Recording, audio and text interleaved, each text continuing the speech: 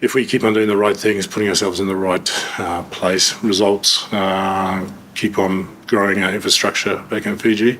If a new competition comes into place, then we put ourselves into that space where we can hopefully get a position. Is the gulf in resources between yourselves and England make this victory feeling sweeter and usually articulate how big that? No, we've prepared the same. We've had the same. We've had a great preparation. We've been well supported. Obviously, Fiji Water has been really good for us. World Rugby's been a great supporter. The FIU's been there. So in terms of what we've had into this preparation, I couldn't. Yeah, you always want more. You always want. You look at those developed nations, and I've been involved with them, with the Wallabies, and you see what they have and whatever. But we make the best of what we have. And I think we've had a good preparation. We've gone back to our roots, gone back to what's important to us, and I think we've,